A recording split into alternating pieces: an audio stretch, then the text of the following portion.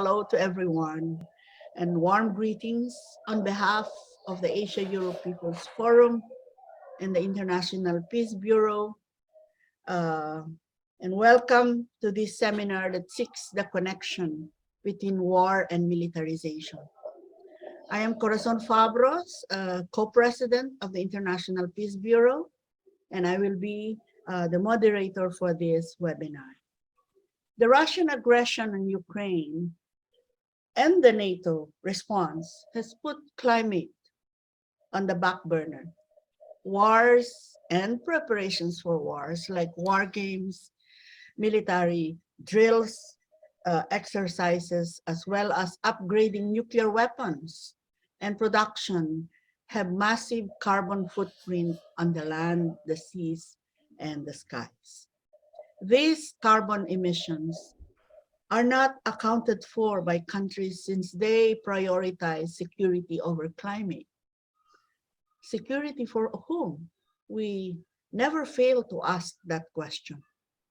As we enter the Cold War, military expenditures are increasing the world over, especially, I think, in our region, in Asia Pacific, and especially in the United States, where the proposed military budget is at a staggering amount of 850 billion US dollars.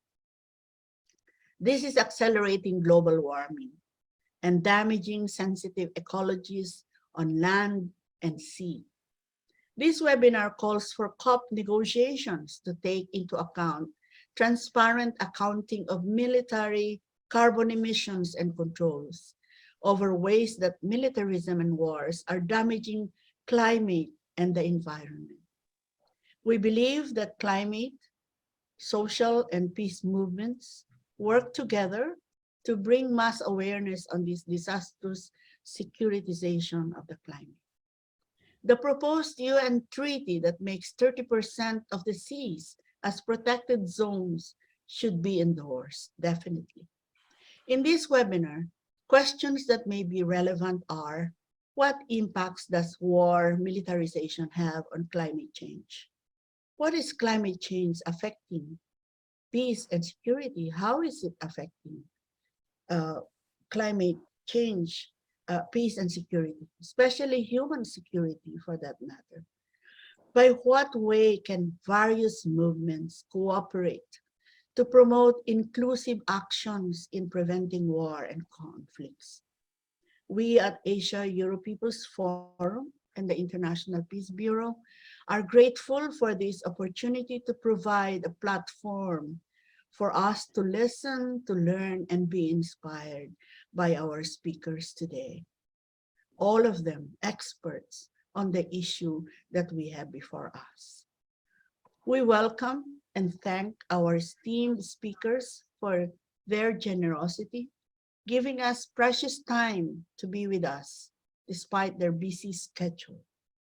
We have with us Professor Neta Crawford of Montague Burton Professor, Department of Politics and International Relations at Oxford University in the UK, as our main speaker, and a distinguished panel of commentators. Wendella de Vries of Stop Weapon Handle in Amsterdam, Dave Sweeney, a prominent Australian anti-nuclear campaigner, Professor Anuradha Chenoy, former Dean of School of International Studies, Jawaharlal Nehru University, New Delhi, and Sean Connor, the Executive Director of the International Peace Bureau. All our speakers will be introduced properly as we move along. Our program flow will be very simple and straightforward. We will have Professor Crawford as main speaker, then our panel will give their commentaries, to be followed by a time for Q&A and discussion. We therefore request that you make use of the chat box for your questions or your comments. If time will allow, we will request our speakers to give very brief concluding remarks, after which Sean Connor of IPB will endeavor to provide a brief summing up of today's webinar. Lastly, this webinar is being recorded and being live streamed for educational use in the future.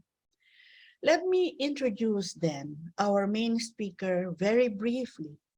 Professor Neta C. Crawford, PhD, is Montague Burton Professor of the Department of Politics and International Relations at Oxford University in the United Kingdom. She is author of The Pentagon, Climate Change and War, which has been released. We have been informed by the MIT Press just recently, October 4, 2022. And we will paste the link for those of us who would like to get hold of a copy of that book. Before the recent publication, Professor Crawford also have written about the accountability for killing and moral responsibility for collateral damage in America's post 9/11 wars by Oxford Press. I will not continue to give a long introduction, as I am sure all of us are raring to listen, to learn, and be inspired by her. Let us welcome Professor Neta Crawford.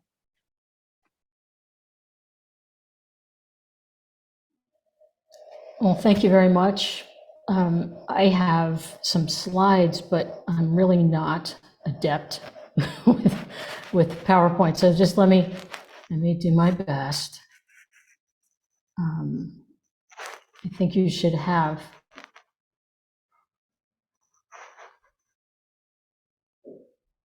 It's actually not PowerPoint. I'm not so adept at. It's actually apparently do a slideshow.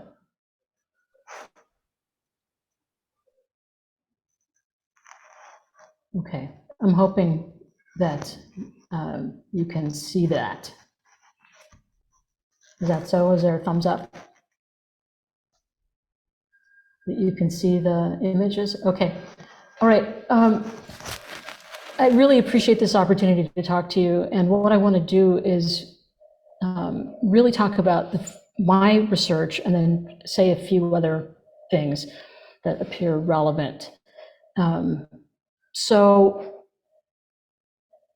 my work in the Pentagon, Climate Change and War is actually in the context of a larger narrative, the dominant narrative on the rise of emissions, which stresses the Industrial Revolution. My argument in the book, though I don't really hit people over the head with it, is that war is a cause of climate change, as much war and militarization as much as industrialization. In fact, war promotes industrialization, peaks in industrial processes. Then I want to talk a little bit about that. I want to talk about the deep cycle, what I call the deep cycle, the effects of militarization and of war, and the securitization of climate change. So my first argument is that war causes climate change. And I go back to the Great Dying, as it's called, when after European arrival in the Americas, what occurred was 90%, that is a depopulation, that was a decimation of native peoples in the Americas, which led to the loss of land under agricultural production, which meant that these lands then reforested over the next 100 years. And in doing that, they took up or sequestered large amounts of carbon, and this led to a global temperature decrease in the 16th century. And then you see the Industrial Revolution. So this is a consequence, war and disease, which was promoted by war, that people don't talk about, but I think is important to put in context. Now, my argument about the ways that war promotes fossil fuel use and climate change is rooted in the 19th century, when essentially we go from arms and legs and wind and draft animals to steam power. And the invention of the steam engine is crucial for this, because it's harnessed for locomotion on ships and for military industries. And you see an uptick in industrialization and expansion, which is related to war and foreign policies that are aggressive. So the idea then was that coal was important and to war, and they said fuel stands first in importance of the resources necessary to a fleet. Without ammunition, a ship may run away, hoping to fight another day, but without fuel, she can neither run nor reach her station nor remain on it, if remote, nor fight. So war becomes a driver of both foreign policy, in that trying to get and keep alliances with those countries and regions where there is either coal or oil. And this leads to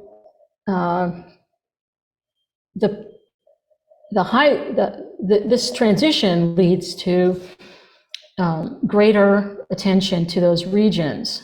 And then what happens is, after these wars, surplus equipment such as military aircraft are given or sold to launch commercial aviation industry, and other effects of industrialization from World War I and also World War II are sticky. They remain.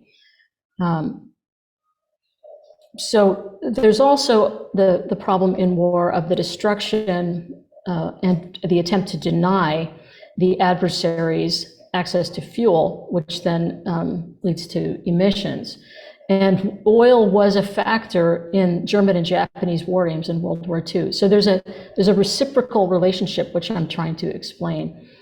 And as I suggested, war leads to post-war technological and social innovations, commercial aviation, highways, and the highways of the United States that are built in the 1950s are a result of the concern for evacuation of US cities in the case of nuclear war. And they're also to facilitate the transportation of conventional forces.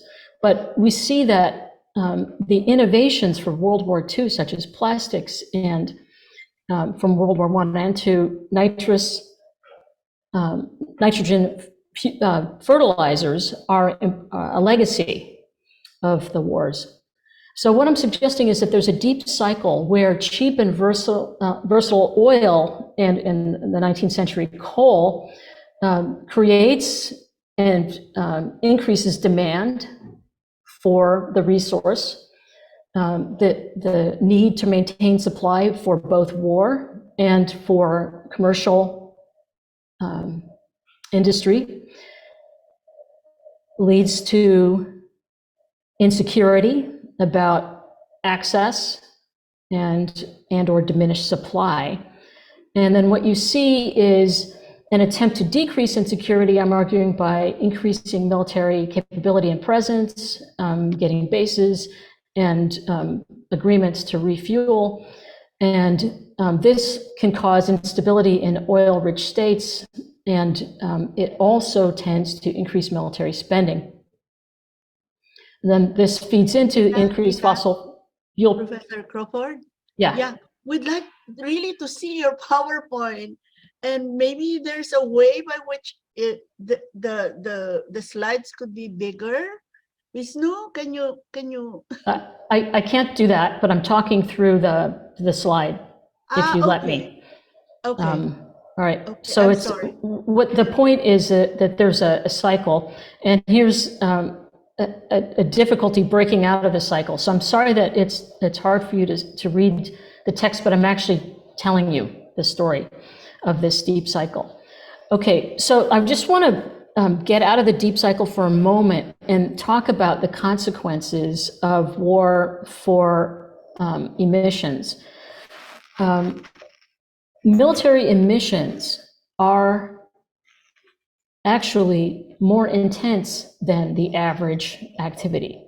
So what I'm saying is that emissions per capita in metric tons of carbon dioxide equivalent are higher for the military. And the blue highlighted line here shows that, on the first blue highlight, shows that military emissions per capita were 24.9 metric tons, compared to the average per capita in the United States.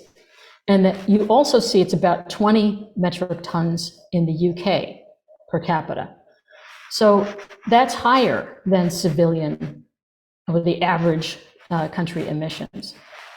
Okay, so the other thing I'm trying to highlight here is how energy consumption is driven by the military. So this is the energy consumption of the United States government from 1975 to 2020, and that blue dotted line below is energy consumption of the Department of Defense. And if you can read the teeny tiny picture, it says that jet fuel is much of that. Okay, so here are the US DoD emissions from 1975 to 2021. And the most recent years, those emissions are available from the Department of Energy. The prior years, from 1975 to roughly 2009, I had to do a calculation to get those numbers. And what you see is a general trend downward, but you can also see that emissions rise and fall with global tensions and with actual war fighting. So during the Cold War, emissions went up. And then after the Cold War ends, they decline as the United States closes military bases and then it decreases exercises. And this is reversed in 2001 when emissions go up dramatically because of the active war fighting in the post 9/11 wars. So the main point here is emissions track war. And I can tell you a little bit more about why military emissions are declining in later on, if that's of interest. So the consequence of the targeting of oil infrastructure is obviously an additional set of emissions. So the first set is the direct emissions from war, that is the machines that are being used. And then the indirect emissions, but they're actually direct from targeting. And in the case of the most recent destruction of the gas pipeline, Nord Stream 1 and 2, emissions from natural gas. But there's another consequence of a war. It causes deforestation. And here I have some images from Sheridan's burning of the Shenandoah Valley in 1864. But the entire war consisted of burning and targeting areas that were crucial to the South in order to try to coerce the Southern people into not supporting the Union. And here you can see the remains of one of these roads that was made with the timber that was harvested. So war causes deforestation, which can decrease the ability of the land to take carbon dioxide out of the air. This also occurred during World War II, and it occurred in the most recent post 9/11 wars, where there was deforestation. Military industry and militarization in general, through changes in industrial production, lead to emissions. And you can see here the top three emissions of the top three companies in the United States, the military industry of Lockheed Martin, Northrop Grumman, and General Dynamics, and their emissions. And the general point is they're relatively high. They are also, in some instances, trending down. Now, the other thing I want to talk about, and very briefly, is securitization, which is when you take an issue like climate change and say it's a national security threat. So I think we should think about climate change as a human security threat, which may lead to increased conflict, but it turns out that the Department of Homeland Security, the National Intelligence Council in the United States, European militaries are looking at climate change as a threat multiplier, as they say. And so, for example, you'll see in the National Intelligence Estimate that the United States released in 2021 in advance of COP26, they focused on three things. One, they argued that the increasing geopolitical effects of climate change are likely to exacerbate geopolitical flashpoints. Two, that these effects will most acutely be felt in developing countries, increasing the potential for instability and possibly war, and then requiring the United States to use its forces. And then also, they, in this map, are highlighting the areas that they think are the most vulnerable, which includes much of Central Africa, Niger, Chad, South Sudan, Ethiopia, the Democratic Republic of the Congo, and Angola. And then they also include Madagascar, Haiti, Papua New Guinea, and some small island states where they think conflict may be more likely. So this militarization in response may also lead to increased emissions. Now, the countries that they highlight, of course, being at most risk, are actually the countries that have contributed less or the least to global emissions. And then finally, I want to say something about the Ukraine war. I think the effects of the Russian invasion and the war in Ukraine are, on the one hand, it has caused devastation to the infrastructure, which causes increased use of coal in Ukraine. It has led, though, overall, apparently, to an acceleration of the transition to renewable energy. And so today, this morning, the International Energy Agency says energy markets and policies have changed as a result of Russia's invasion of Ukraine, not just for the time being, but for decades to come. And they argue that governments' responses around the world promise to make this a historic and definitive turning point towards cleaner, more affordable, and more secure energy. And what this chart shows is that in some regions, what you see is a significant decline in coal-fired generation and this switch to renewables. I don't think that this is guaranteed to continue, but it's an interesting phenomenon. But of course, I haven't talked about all of the effects of war on sensitive environments. I'm only talking about the larger impact of war and militarization on emissions. And I just think it's quite interesting where the point that we're at I think, a turning point. Something that I hope happens at COP2 is that people resist the urge to, or the desire to use potential conflict as, to securitize climate change. And I also hope that there's a push to make military emissions much more transparent. So I'm going to stop sharing these slides and let the panel go forward. Thank you.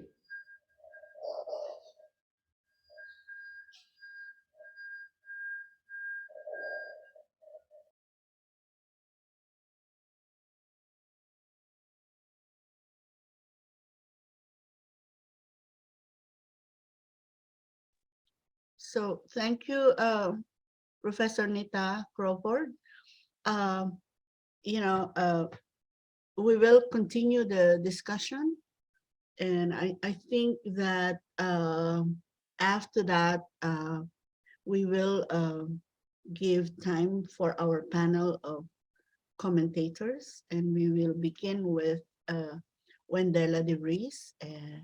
A very short introduction, I think, needs to be made. Wendella is a longtime researcher and campaigner against arms trade and military industry at the independent peace organization Stop Wapenhandel.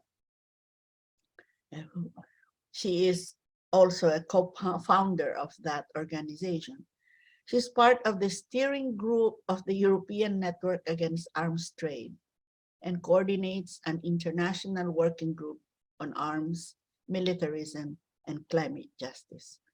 So that I think that is a short introduction. I know that there is a longer introduction that I could make, but in while Wendella is speaking, we will be pasting 3 links into the into the chat box, so that you will get to know more of their work and how to be part of it. So Wendella, can we have you?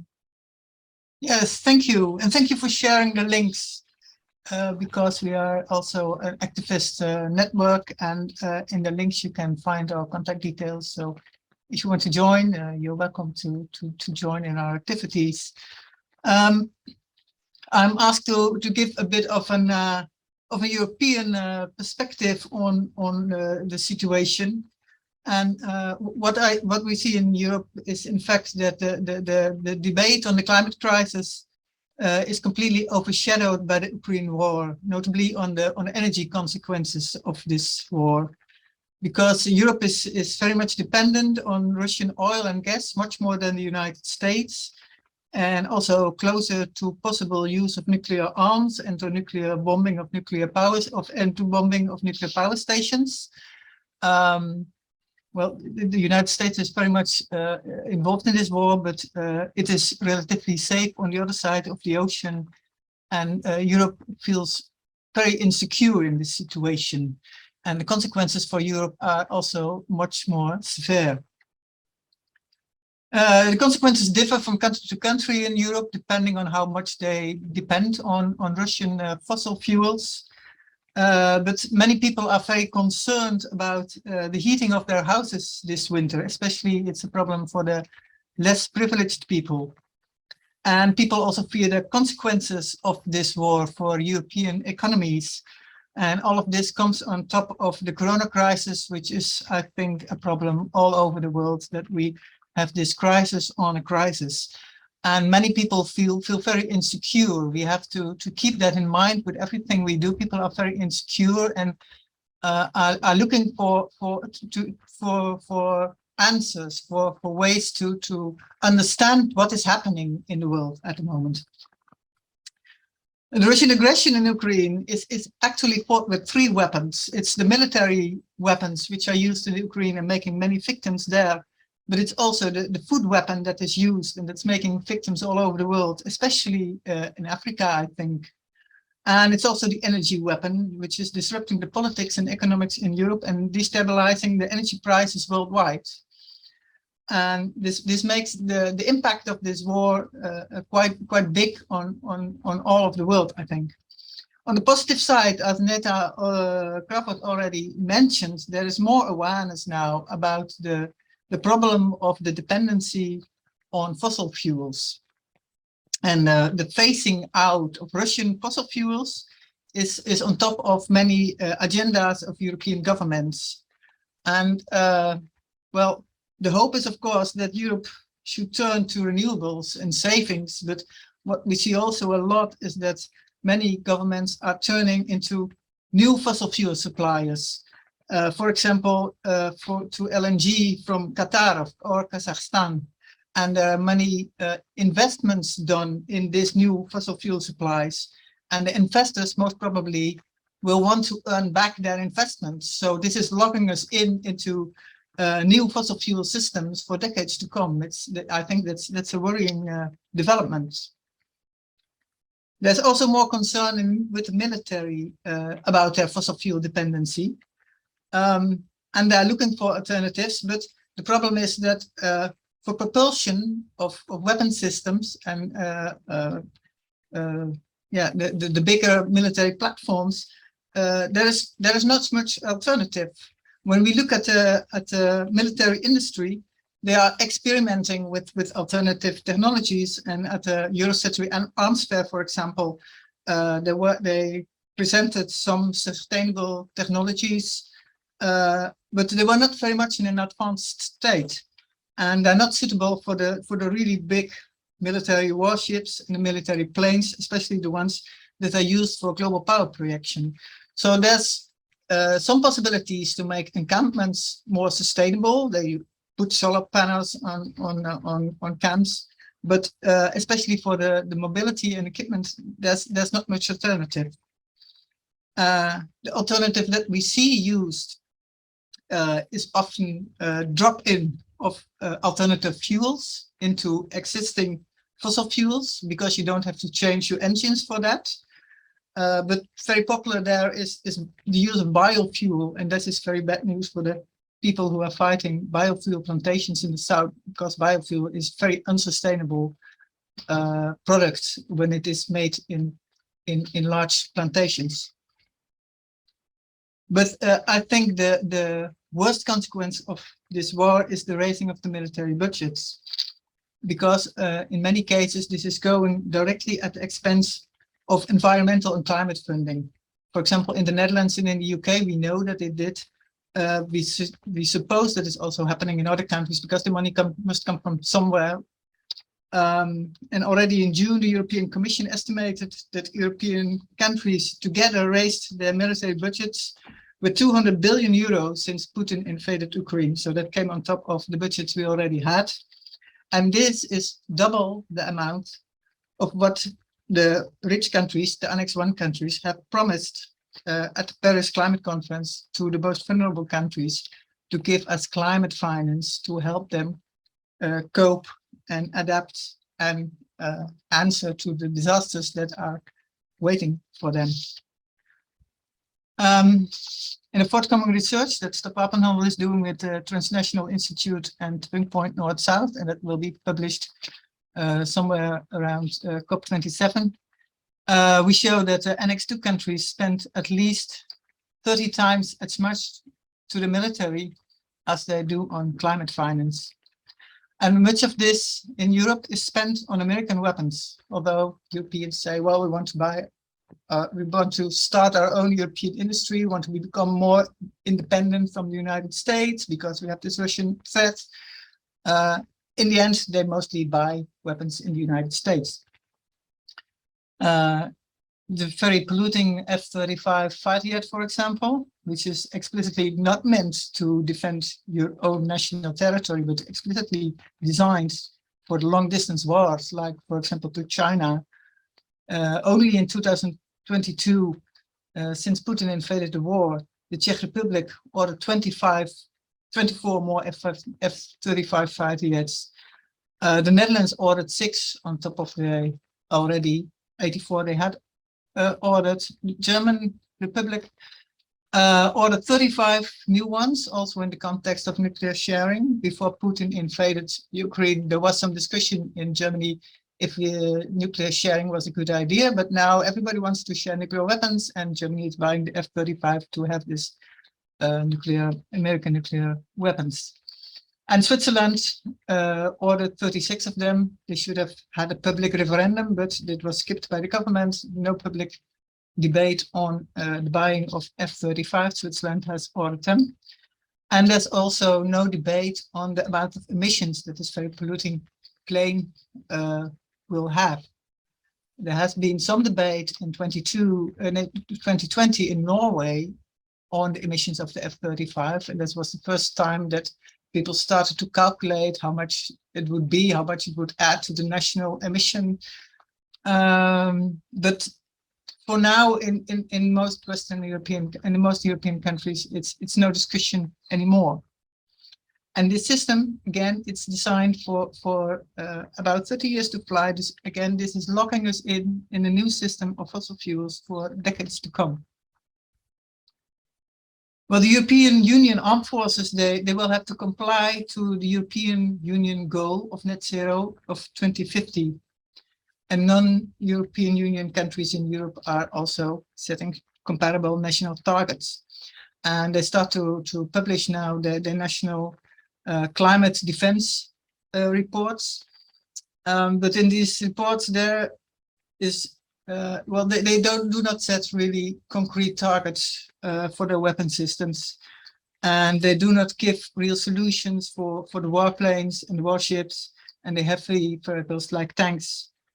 I think they would be concrete if, like, for example, the NATO would set emission standards in its standard equipment agreements, where they set standards for all the weapon systems for the NATO, where they could set standards for the emissions by system, how much emissions they do and how you could reduce them. But this is not happening. So we see some discussion, but it's not really going to any concrete steps. There's also some protests coming up, which is pushing the discussion forward.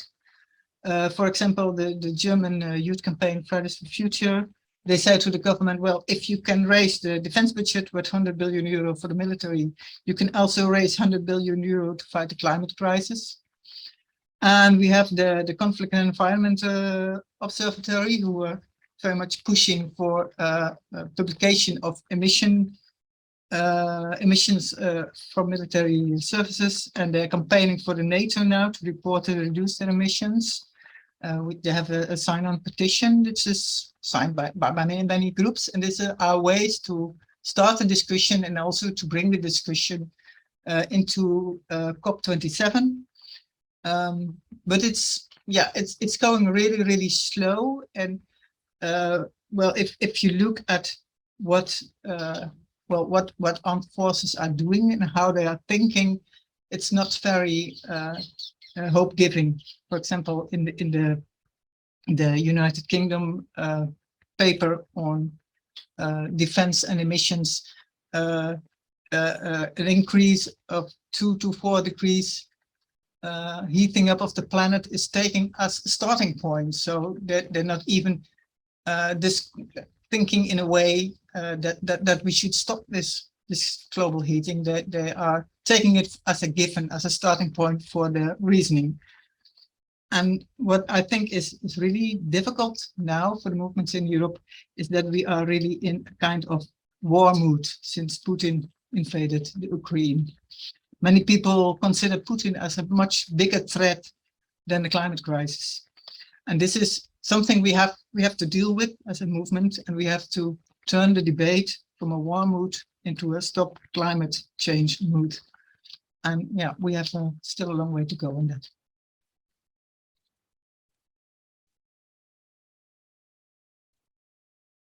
Thank you, Andela.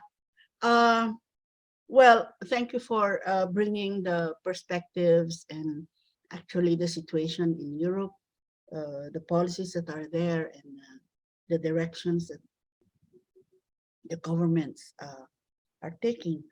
And at this point, I think that we will now shift to the other end of the world.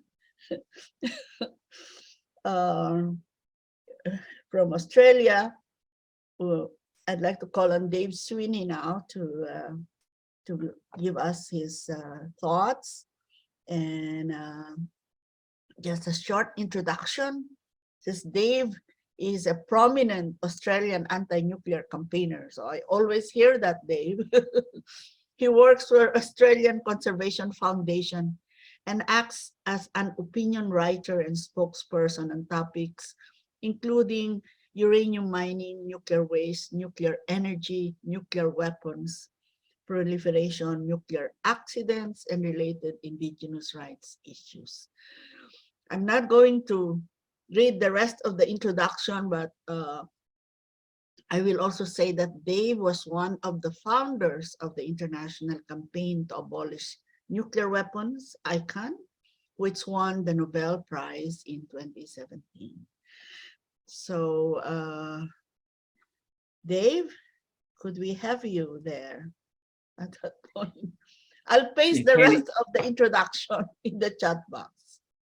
that's fine, and thank you very much. Thank you very much. It's very nice to join you, Corazon, and everyone today. I'm speaking to you today from what's tonight here, from the unceded lands of the Wurundjeri Nation in Naarm, in Melbourne, in the south of Australia.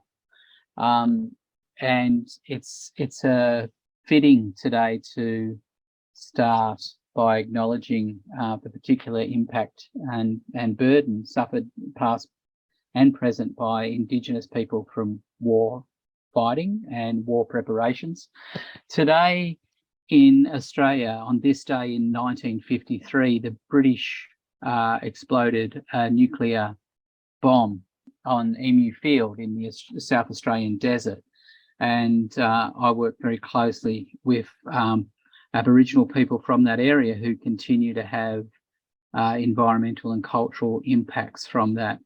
And one of the things that will be posted in the chat, and I'd draw your attention to, is a new BBC documentary, radio documentary series called Fallout, Living in the Shadow of the Bomb, which tells that particular story. And it's a really important time for us to remember, reflect, and act on the human impacts of this trade. I work, as Flora said, with a large national environment group called ACF, the Australian Conservation Foundation. We recently put in a very short submission to IPAN, and that here is from IPAN, the Independent and Peaceful Australia Network. We put in a very short submission to a people's inquiry that they are holding and hosting about Australian military positioning. And the key theme that came out of that was simply that war and war preparations have massive and adverse environmental impacts. We have the damage, direct damage to the environment. We have the destruction of critical support infrastructure, water, sewerage, power, engineered structures that assist in environmental protection. We have, as Professor Crawford referenced, the deliberate attacks on the environment, the deliberate weaponization of the environment, from the age-old practice of polluting water supplies to setting oil wells on fire, vegetation clearance, defoliation. We also have the weaponization of infrastructure that has very profound environmental risks and effects. And we're seeing that in the current conflict, the invasion of Ukraine at Zaporizhia, in particular, the largest nuclear reactor complex in Europe, where effective regulatory control has been lost. And there is a real sense of risk and urgency there. And it's really interesting to note, like, no one is waking up in the early hours of the morning, crossing their fingers, lighting their candles, saying their prayers and hoping the Russians are careful at the wind farm.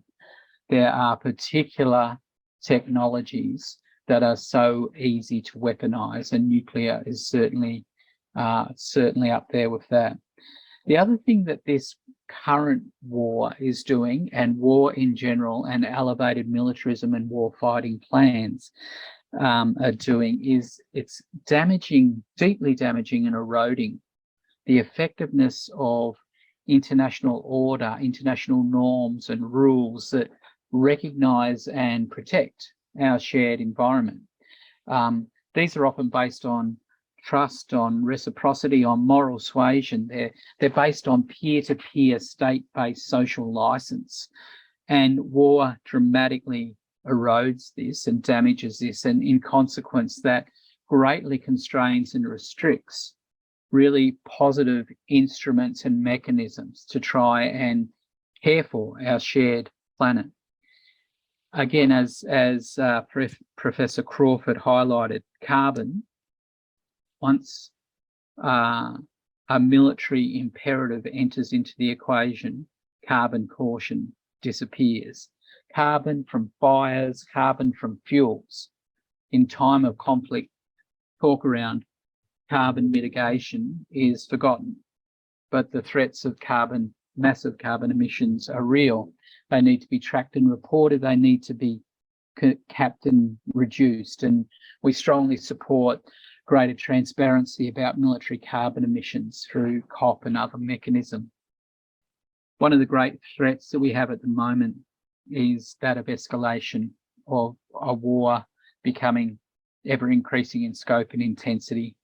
And the threat of nuclear war and nuclear escalation, particularly, but not solely, based around the current conflict in Ukraine, is very real.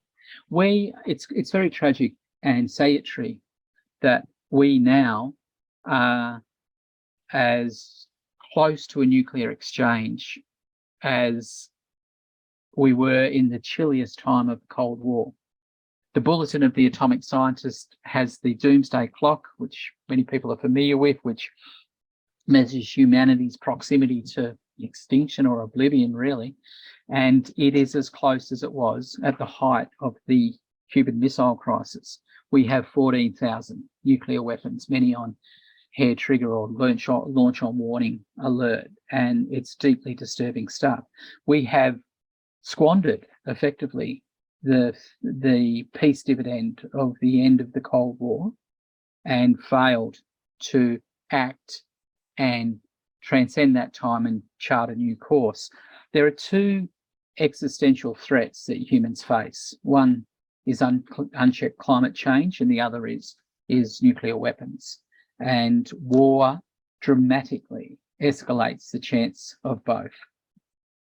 In Australia, we are deeply concerned and active around a growing sense of regional militarism. Australian politics is increasingly dominated by the perceived threat of China, contentions in the South China Sea, increasing military integration with US warfighting. And most recently, that has been reflected and represented in the AUKUS agreement, which is Australia, UK, US, a greatly elevated military agreement.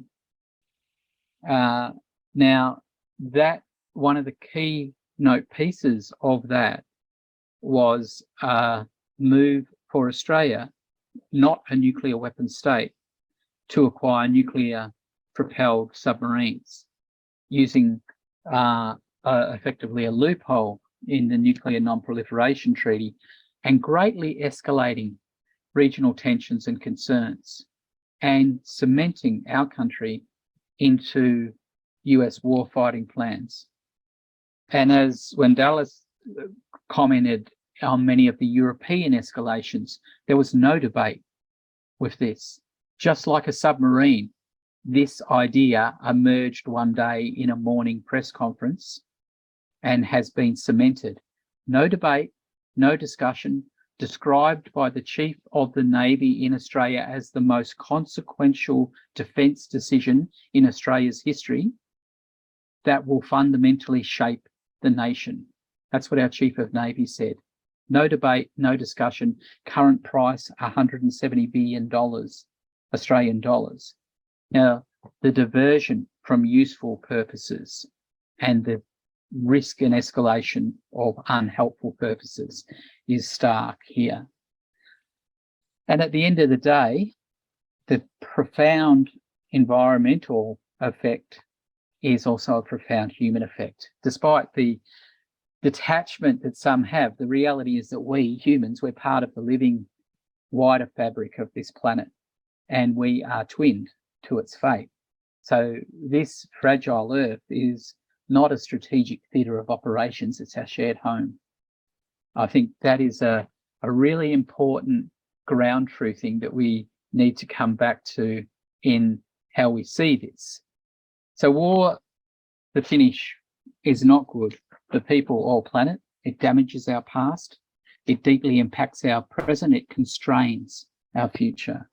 And as an environmentalist and working in the environmental space, I see it very clearly and put forward the case to my colleagues that environmentalists have an overwhelming and a clear imperative responsibility to raise our voices and escalate our efforts to oppose war and to build peace. And that is an essential precondition to realising environmental sustainability and sustaining a living planet. So that's not an easy task, but it is an essential one. And it's one that I'm very happy to be on that journey with you. And I thank you for your efforts in that work tonight. And I look forward to the rest of tonight's discussion and deliberations. Thanks. Thank you, Dave. Indeed, this is really dangerous times, particularly in our region, in Asia and the Pacific.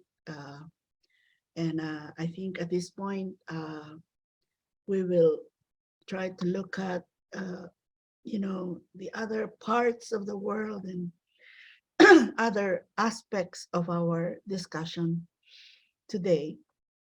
And I'd like to call on Professor Anuradha Chenoy, who is a former dean at the School of International Studies at the Jawaharlal Nehru University in New Delhi. And she has been chairperson of the Area Studies Director in the Center for Russian and Central Asian Studies. Of course, she has written many books, monographs, and articles in the domain of security studies, development studies, and gender studies. And friends, I'll paste the rest of the introduction in the chat box. And of course, Anu has been one of our, mentors, especially among women like me in our region. So Anu, you have the virtual floor, please. Thank you. Thank you, Cora. And I agree with all our earlier panelists, and I'm especially grateful to all of you for having brought these issues. And I think I'm going to focus on what is happening and the reactions of the Global South. And of course, everyone in the Global South also recognizes that the greatest challenge facing humanity is the environmental and climate problem. And as the analysis of the IPCC 2007 said, that we are the primary force in transforming this ecosystem and climate conditions, which is at tipping point. And it's been made worse by the war in Ukraine, sadly. What I'm going to speak on is what Neta touched upon, and I'm just going to give very quick 9 or 10 points. And that is, one is that the Global South overall has been neutral in this war, and that's a positive thing, even though it's not a progressive aspect. They have been continuously calling for peace, but sadly, the leadership has not linked the need for peace with environment. They've just linked it with, the need for diplomacy, and they see it as a European war, and that they would keep out of it. As far as climate is concerned, I think they're also very concerned that compared to the developed countries, their carbon footprint has been very low continuously in history and now. And the per capita carbon footprint remains, despite the recent fairly fast-paced development in some of these countries, it remains below 1.5.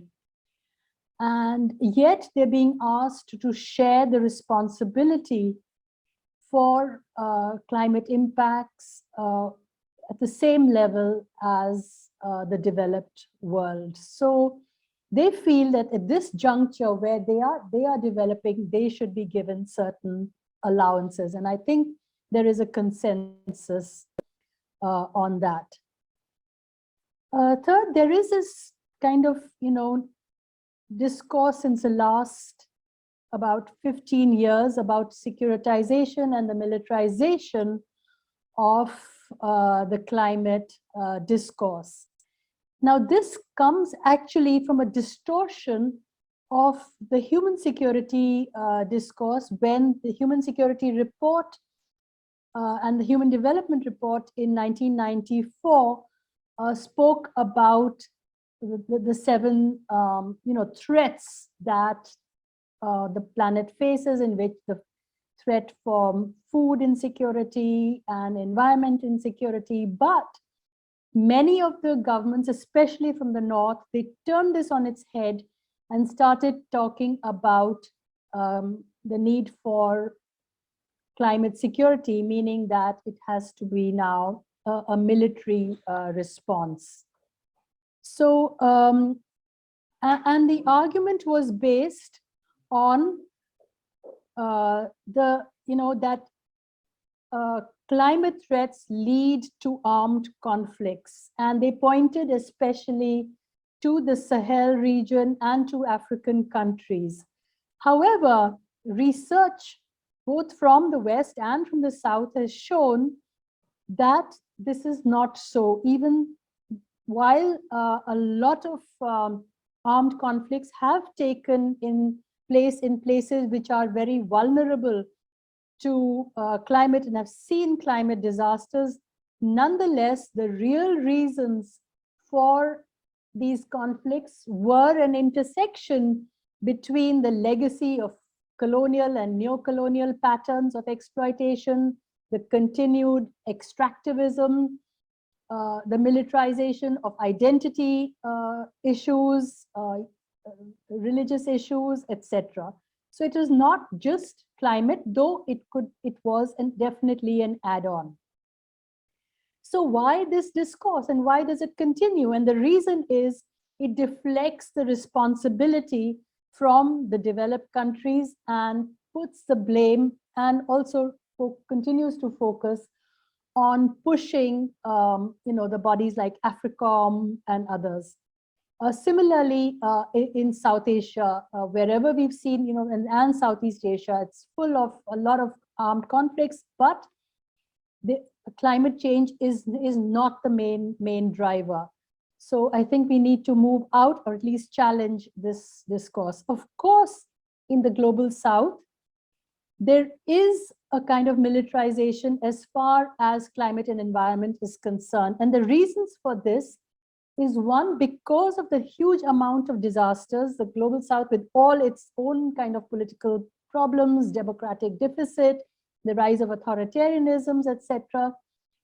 In these natural disasters, the army has had to be used for helping people out, as you could see recently in the floods in Pakistan, earlier in the earthquake in Nepal, the earthquake in eastern India, and many other places, because the disaster management bureaucracies failed. So you had to call the army out in that. But the bad side of this is that when there are climate activists who have, for example, led huge movements, whether they were against nuclear power in India, those were clamped down because of the excuse of security and national security issues also. So there are both these aspects of the militarization of the environment and climate issues. The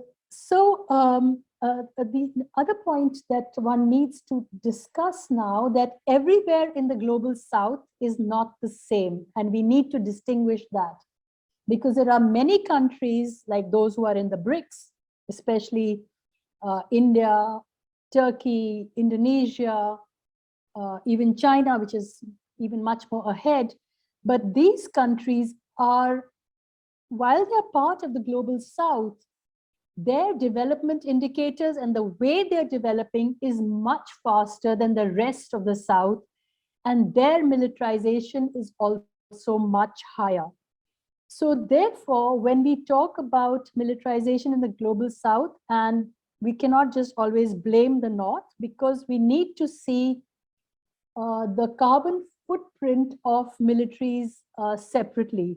So depending where the militaries are high, for example, India has a military which is a strength of more than 1.1 million people, and therefore the carbon footprint here is much higher than, let's say, Sri Lanka or Nepal or in many of the African countries, and moreover, it's a nuclear weapon state. So really this distinction must be also made, and we cannot make the global south into a constant victim either. But at the same time, I think just in conclusion, what I would say is that when activists talk about the recommendations and the need to change, we need to also link the movements for climate change and for the environment with the peace movements, with the movements which talk about the end of debt, the need for grants, the need for reparations, and also the new threats that last speaker, Sweeney, made about the Indo-Pacific, and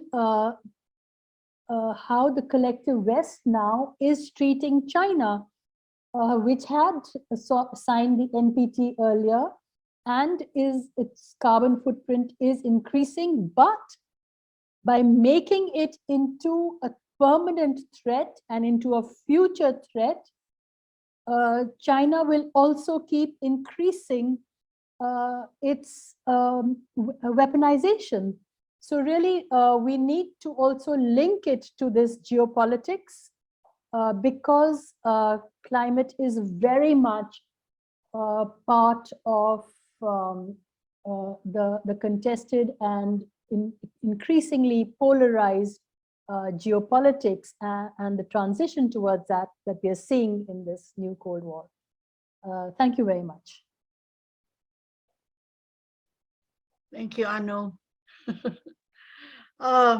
Well, I think at this point, I'd like to introduce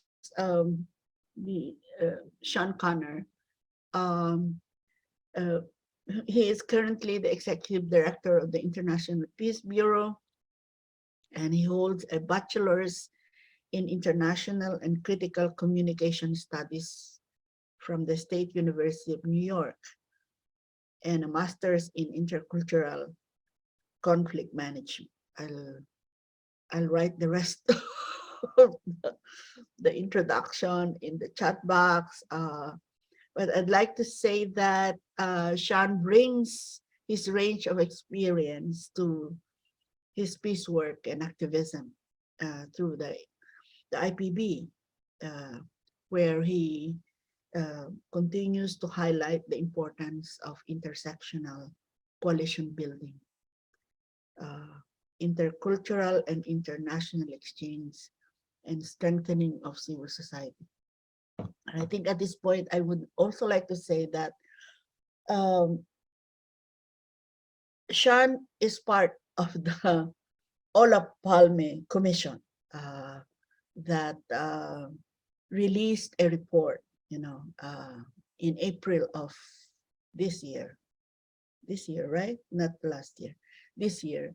And the reason why we have included him in the panel is kind of, to bring that into the discussion as a way of, at IPB, we always want to look at, alternatives, whether that is in terms of policy, and whether that's in terms of campaign or whatever.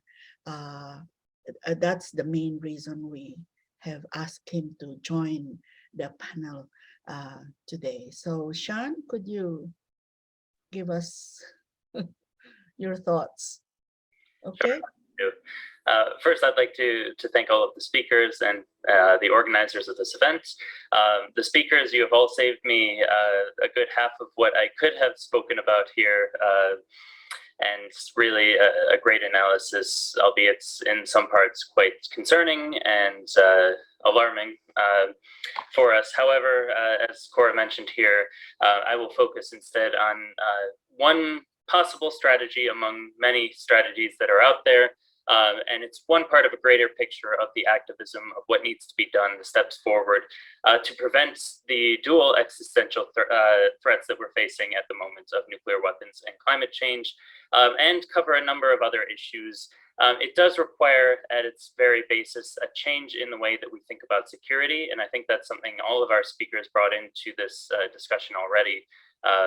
So I'm going to share a PowerPoint here, if you'll give me 1 second, to show all my windows. There we go. All right, let's see. Can you see it? Yes? Okay, I see some thumbs up and some nods. Great. I'm on the wrong page though, so please excuse me for that here. We'll go back up to the beginning. So I'm speaking today of the Common Security Report 2022. And just to give a little background before I go too much farther, this is a combined project that was put together this year by the International Peace Bureau alongside the Olof Palme International Center in Sweden and the International Trade Union Confederation, or ITUC. Again, it's okay, sorry, it's skipping ahead to a page. I have to use a different setting. So first of all, just a little bit of a background. Who was Olof Palme, who the report is named after? He was a Swedish politician and statesman. He's known as a reformer throughout his life, believed in a strong society, had some views that might even be considered radical by some these days, but generally progressive views as we see them. And in his political work, he also focused a lot on international work and to build peace. The Palme Commission, originally formed in 1982. This was a group of politicians from both the East and the West during the Cold War that came together under the leadership of Olof Palme in order to devise solutions to the crises of that moment, mainly nuclear weapons, but also more widely just the extreme level of militarization and tensions that existed between the East and the West. And the report at the time was mostly focused on this East-West confrontation. However, we saw the principles that are listed here, the legitimate right to security, military forces not being a legitimate instrument for a dispute between nations, the necessity for restraint, the need for a new form of security that is not attained through a form of military superiority, the need for reductions in qualitative limitations of armaments, and the linkages between, the need to avoid the linkages between negotiations and political events. We saw these all as being quite valuable to the modern moments and the crises that we're facing now, which of course includes climate change, the increasing tensions between the West and China, the war in Ukraine, and plenty more. The conception of this came about over the past couple years by our co-president, Philip Jennings, who looked back and happened to notice the report was released 40 years ago, and that we should prepare something for this year. As Cora said, it was released in April 2022 on the 40th anniversary. And we took these ideas and then we sort of modified them.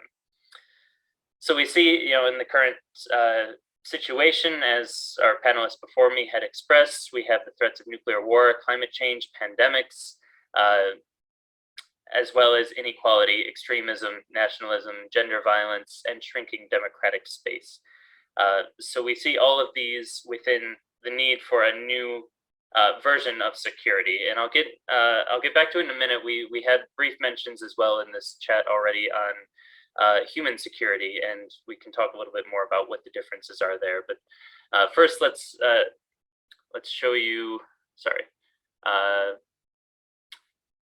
Okay, the order of this is a little bit off. Okay, here we are. Sorry about that.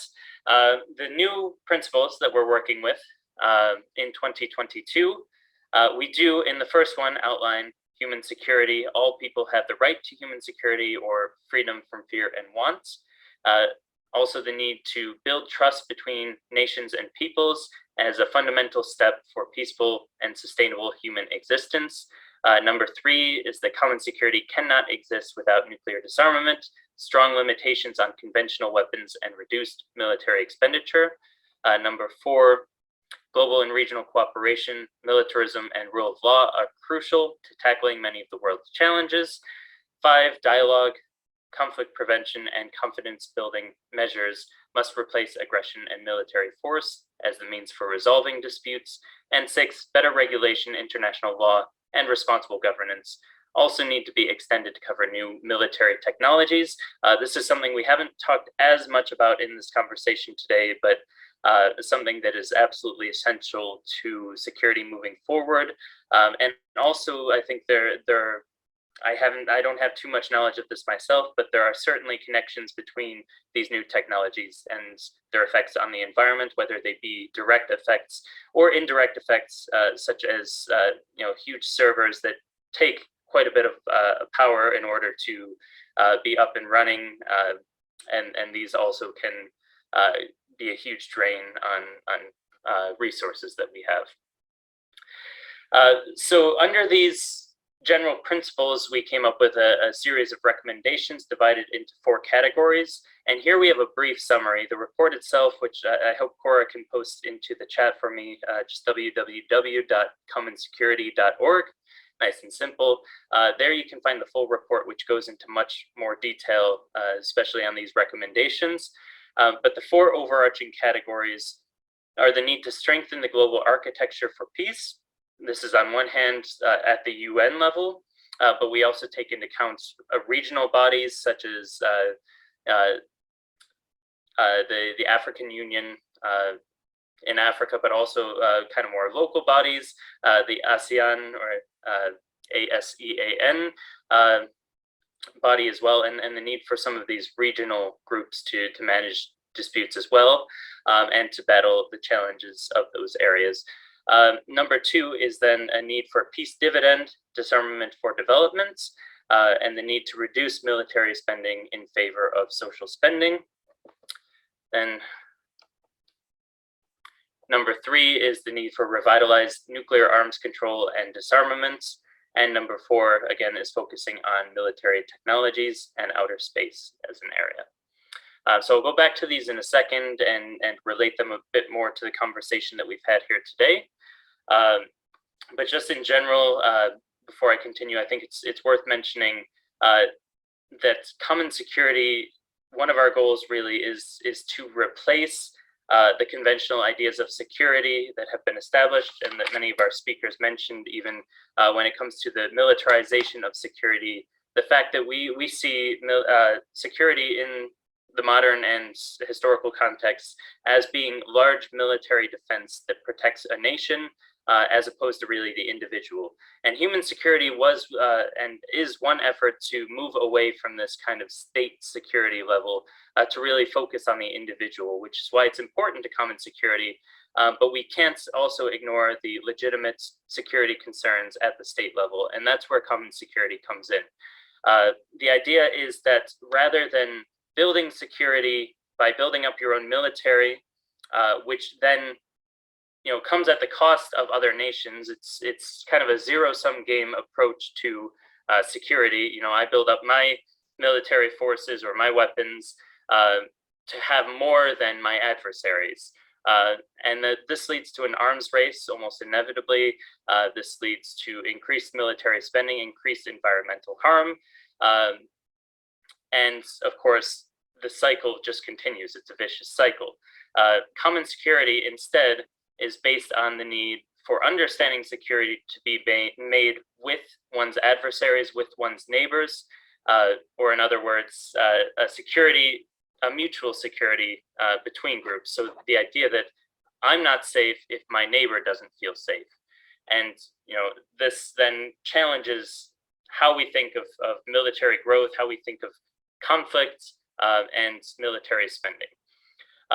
However, this change of concept is not something that happens instantaneously. It's not something where we can immediately convince world leaders to support or change how they view their security.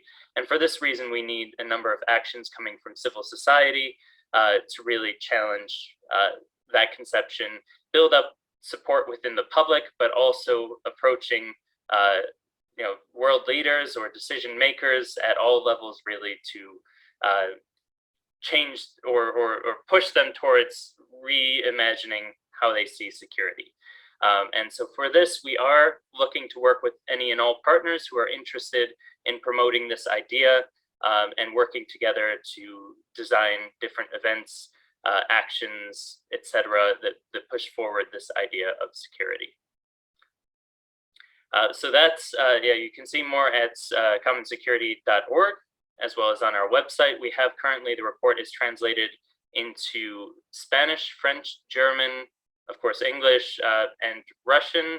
We are finalizing a Chinese Mandarin version of the text as well, which should be available in the coming weeks. If you're interested, of course, we'd be happy to work with anyone who would like it translated into additional languages. And that's more or less the overview here. Now, as we get a little bit more into some of the details and how it relates to our discussion here today, I think even just from what I've said, you might be able to draw some ideas in your mind of where that overlap would be. But when we look at our 4 recommendation categories here, I'll just go through briefly each one. Number 1, strengthening the global architecture for peace. This also would include things such as the COP meetings that we have every year, and the need to strengthen these as forums for exchange, as forums for negotiations as well, to really have less of a confrontational approach. There was mention, for example, of how as the increasing tensions grow with China and the militarization increases as a result, common security would directly impact how these nations are interacting with each other, rather than based on competition and the need to really outdo the other's military resources. Instead, this would require sitting down at a negotiation table to understand, for example, that climate change and environmental harm is an international issue that does not know borders, that cannot be maintained or controlled within any one country, and that we need to come together rather than pointing fingers that so-and-so is spending more money or is releasing more carbon into the atmosphere, and sit down for those agreements. Number 2, I think, was referenced by a few of our speakers already, the need for disarmament and for a redirection of the funding from military sources to climate neutral technology, to research and innovation for the climate, as well as reparations for those who are experiencing the worst effects of climate change. So these are also essential parts of common security and the need for disarmament. We have, number 3, nuclear arms control and disarmament. I think Dave really drove this point home in the need. There is no place for nuclear arms in our society, and the effect that these have on the environment is perfectly clear. I won't go too much into more detail there because I think it's been covered quite well. And then, of course, when we get to new military technologies and outer space weapons, again, I'm not quite an expert in this field, but certainly this is an area where these weapons are emerging, and we can't allow, either from the peace movement side, climate movement side, we can't allow ourselves to ignore the threats that come with these new technologies. And more work needs to be done from our end to understand what effect these will have, and also to push for restrictions on these new technologies and how they might be used. And that's a really quick summary here, but I think I'm seeing that's the end of my time here anyways. So thank you, and I'll be happy to answer any questions. Thank you, Sean. It was a marathon, actually, but it comes to my mind that for Annette and Dave, it's almost midnight now. So we're very sorry about that. But anyway, I saw a question directed to Professor Crawford a while ago, and I think I would now ask her that question. It is in the chat box. Did you see that, Professor Crawford?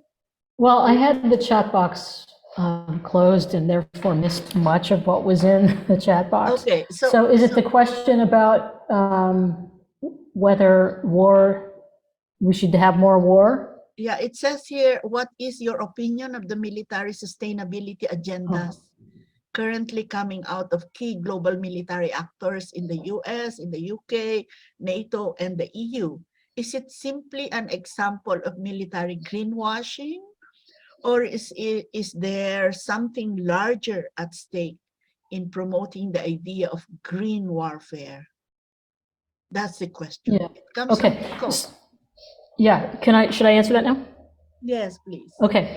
So each of the military services in the last several months in the US has released plans to deal with climate. They call them variously climate strategy or something like that. Okay, and they all promise to reduce their emissions by certain points. So the Air Force says it's going to reduce its emissions at bases, but they don't talk about operations. The Army has said it's going to reduce its emissions by 50% from their 2005 levels using various measures like, getting electric vehicles and so on. And I could talk about the Navy as well, but all of these efforts, first of all, don't tell us the baseline emissions. So we can't judge how close we are to actually already meeting those. And from my analysis, it looks like they're actually pretty close. So these are not ambitious targets. Secondly, it is clear that they have all reduced their emissions. But the reductions from emissions come from things like moving away from coal-fired plants at bases and the closing of more than 1,000 US military installations since the end of the Cold War. These are fine. All that's good. They've got this great green fleet in the Navy, which is run on 10% beef fat and 90% petroleum. All that's fine. It is greenwashing to some extent, but it is true that their emissions have declined. That we can't deny. Could they decline much further? Yes. And that but the thing we have to keep in mind is 30% of military emissions, at least in the US, are from installations. Those are rapidly declining. What we need are operational declines in emissions. At 70% of US military emissions are operations like training, exercises with other countries, and of course, making war. And those need to decline. If you look at the greatest emitter in the military, it's jet fuel. And those emissions could decline much more rapidly. They could switch fuels. But, I agree with Wandela. This is very complicated. If we have a lean green fighting machine, we still have a fighting machine. And I want to applaud those efforts, but I think we need to think more clearly about how to change the entire structure, which would include the U.S. Closing its installations in the Persian Gulf, especially those oriented toward protecting access to Persian Gulf oil, since imports are declining. So that's where I am on that. Thank you, Professor Crawford. There's one more question. I don't know whether that was directed to Professor Neta or to Wandela, but it says so if the war in Ukraine has shown a drop in coal usage and an increase in use of renewables, does that mean we need more wars? That's a question. Wendell, I'll let you answer this in 1 second, but no. And it has increased coal usage in some areas. Overall, there was, it became clear that reliance on fossil fuels, especially from Russia, is precarious, and it provides income to the regime, but it basically, this trend was already accelerating, right? The trend towards renewables. And I don't think that it's possible, at least I can't, disaggregate, what was already happening with renewable energy and the sort of acceleration that the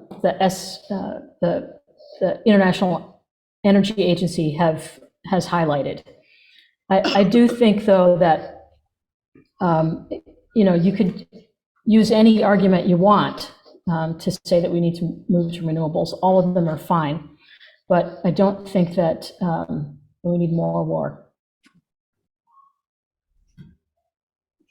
Thank you.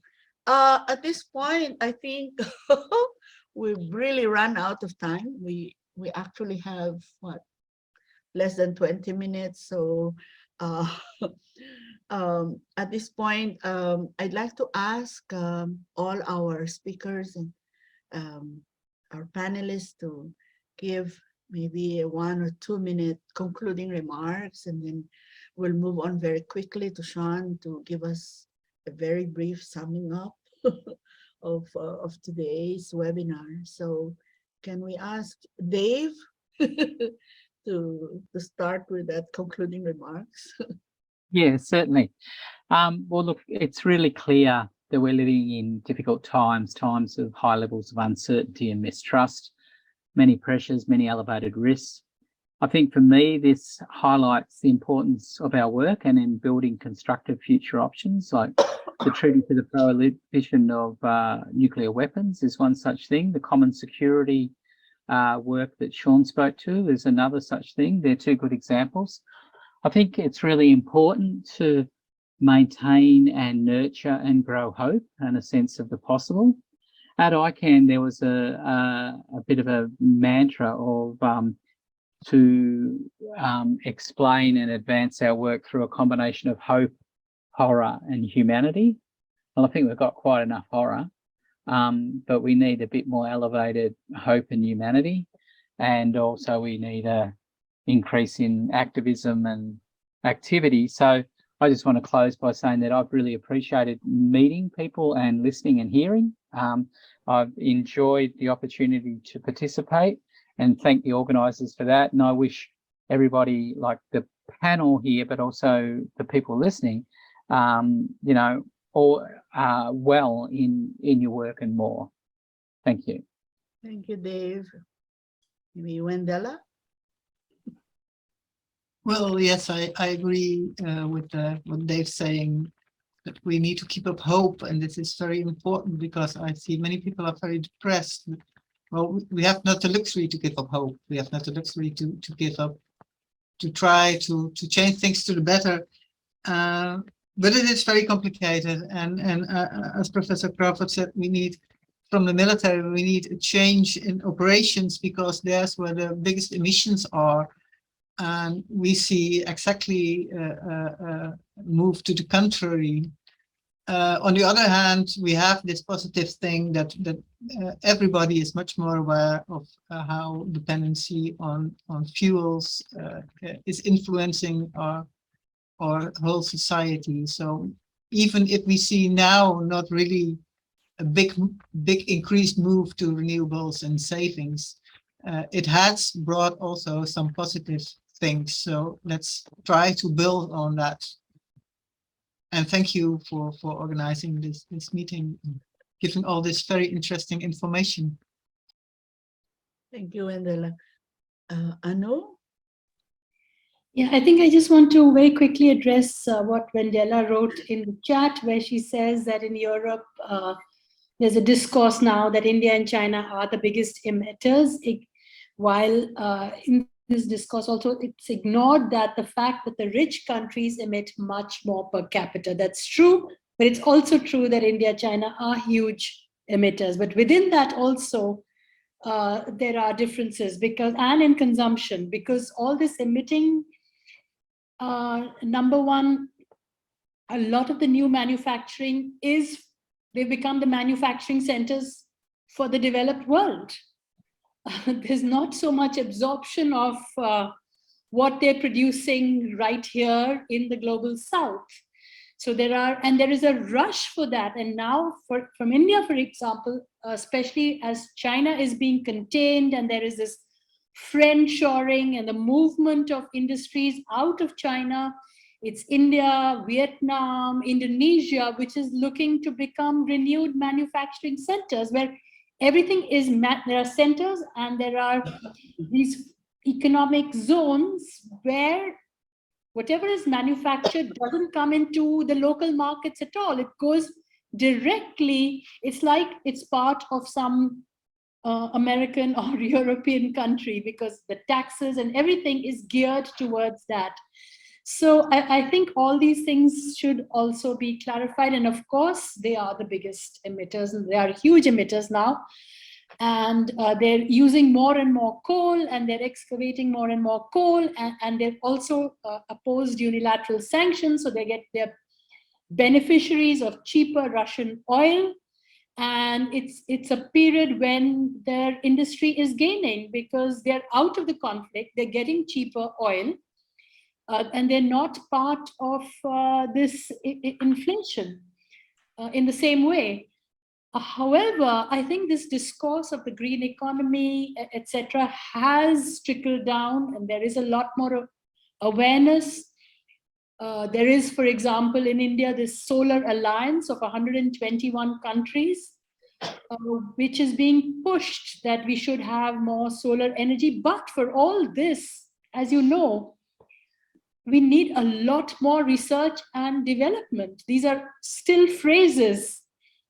And you cannot imagine the solar alliance or solar panels supporting these huge industries which are coming up every day. So that also has to be part of the discourse. For example, the $100 billion promised to the South for this,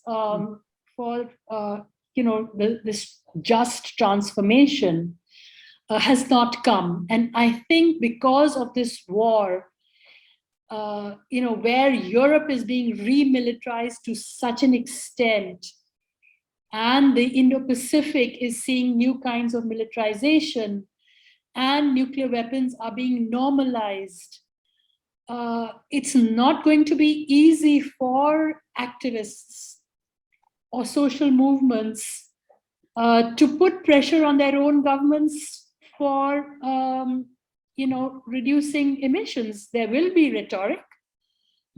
And there were these huge movements like the Indian farmers movements, etc., which opposed GM. And it was very successful because the government did go back on it. But I think these international coalitions and meetings like this do help in this trickle down of discourse. For example, the Indian military strategy on climate, they talk about it as non-traditional security.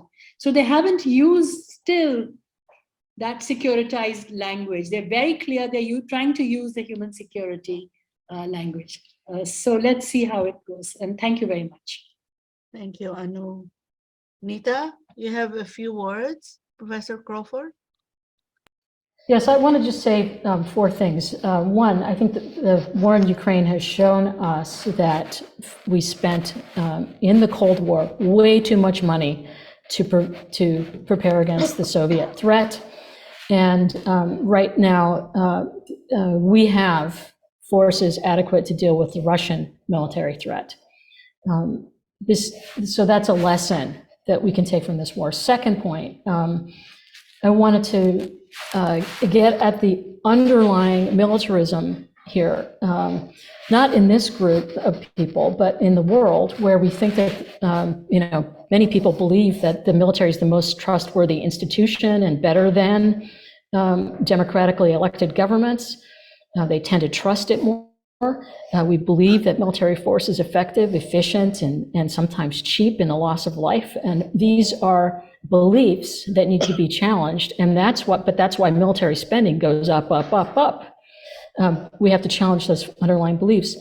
Third point about the use of the military that Anu raised for humanitarian rescue and response in crisis.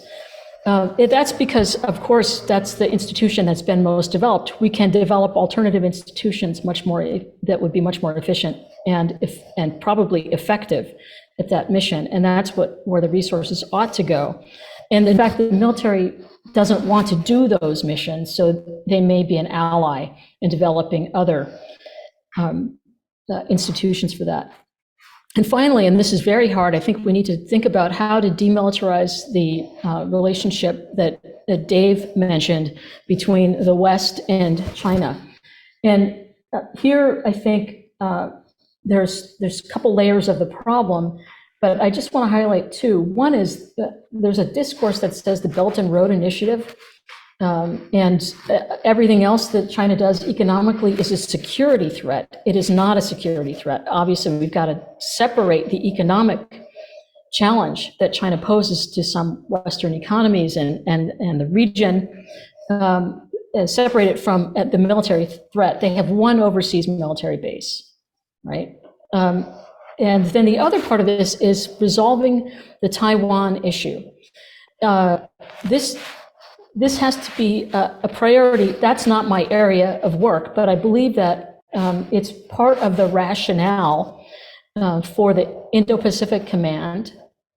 And we need to think about, how can we contribute to de-escalation, alternative solutions to the problem of Taiwan and the Chinese rhetoric on it, which is very worrisome, actually.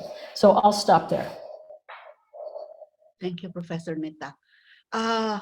Well, before I call on Sean to give his concluding remarks and summing up, I hope, I'd like to ask Annette to, give us a sense as to, some very important events that are happening in the next few days. So, Annette? Well, thanks, Cora, and everyone. It's been a really fascinating contribution of different views and ideas. I think for me, what stands out is how do we make the activism around environment and war and anti-war issues come to fruition. I think the Common Security Report in itself offers an opportunity for sort of getting people out of their silos and seeing the overarching needs that are paramount. So that was a takeaway for me, and thanks, Sean, for that outline again on the Common Security Report. And I think that's something we should look at in Australia is an opportunity to bring a range of organisations together. I might just reiterate that what Cora talked about, the inquiry that we ran, and I think that's also another example where we looked at 8 areas where there's costs and consequences of Australia's engagement in the United States wars that we've tagged along with so merrily since the Second World War. But that in itself did, break out of the silos of one particular area of activism. And I understand how hard it is for people to kind of, to break out of the focus that they have. That focus is really important for success in any area of activism. But we really need to look for opportunities where we have that crossover in all of the areas that are impacted, by war, but also looking to the future for genuine security. And again, going back to the misuse of the word security, when we're looking at human security, it's a very different picture to military security. So just very briefly, we are holding a conference where we will be discussing the findings of this massive national inquiry that we ran with 300 or so submissions and a big report coming out, 90 pages with summaries of each of those areas that we covered, which were social, which were war, foreign policy, the economic impacts, the environmental impacts, the impacts on First Nations peoples, the impacts on our democratic society, and just how that's being eroded, for example, through the persecution of journalists trying to tell the truth. And you'll know about the case of Julian Assange. It's just one example, and there's a lot more happening in Australia and around the world, where the voices of a free media are being suppressed. So anyone wants to come to Australia on the 22nd to the 24th of November, we'd love to have you here. I have to apologise that this particular conference, we haven't invited an international speaker, but it's been a difficult time with COVID and everything else. So we stuck to national people, but there's a great range of voices on all of those areas that I've just talked about speaking at the conference. And we do intend to live stream as much of it as we can. So certainly give you that information as soon as it's available. But again, thanks everybody. It's been great to have the opportunity to hear all of your views. And thanks very much, Dave, for accepting the invitation to come to this tonight. Really appreciate you being here. Wonderful, Annette. Annette is a colleague in the the Pacific Peace Network.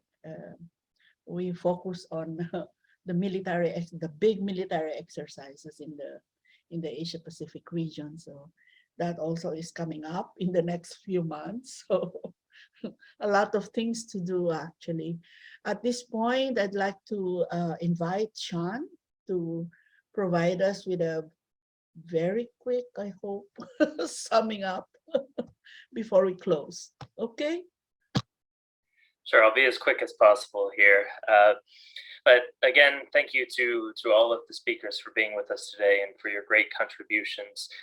We heard a lot about the overlaps between militarism and climate change from Dr. Crawford's astute analysis of the role of fuel as a driver of foreign policy historically, and how that's contributed a lot to militarism and the dependency that we now have on fuels.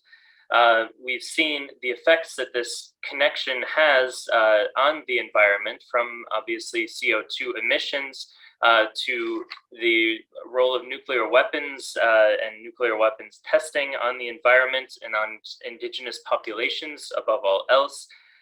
We've seen the effects that the militaries have on taking resources away from direct efforts to combat climate change and to support communities suffering from extreme weather events, and plenty more. We've also seen on the other side the effects that this relationship has towards other fields, such as food insecurity in the case of the war on Ukraine, the worries of many communities around the world on how climate change and militarism can impact their daily lives, increasing more every day as the wars drag on.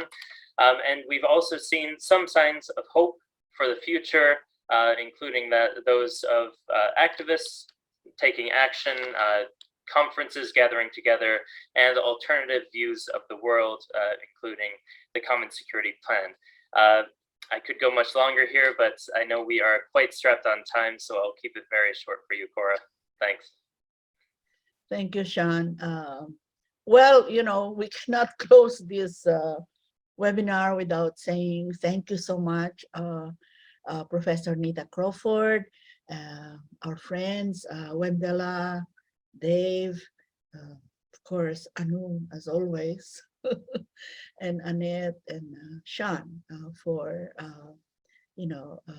being with us today. And we look forward to more cooperation and more work. IPB have lined up several, learning sessions. I would like to call it that in the next few months, addressing this particular issue, and maybe hoping to go in depth more in terms of the rising militarization in the region, and how to kind of look at China, the US, and Russia, and all the implications of the current directions that the war in Ukraine is heading to. So thank you so much on behalf of the International Peace Bureau and the Asia-Europe People's Forum for joining us, and to our friends who have joined us this afternoon. This webinar has been recorded and it will be shared, I think, and it's also being live streamed, so it is immediately available. I'd also like to thank Bishnu of the AEPF communications team for providing us the Zoom technical support this evening. So thank you so much, and I hope to be able to work with you again. There's a very, very good goodbye here from one of our friends in southern Philippines in Mindanao, saying that the issue of natural gas deposits in the ancestral domains in Mindanao, where the indigenous peoples and the Bangsamoro peoples are located, are both military and educational concern. I think I'd like to close with that, posing that as well, that it is always important to kind of find the connection of these issues to people on the ground. So thank you so much, and good night, everyone. Good morning for some of you. So bye-bye. Thank you. Thank you. Bye-bye.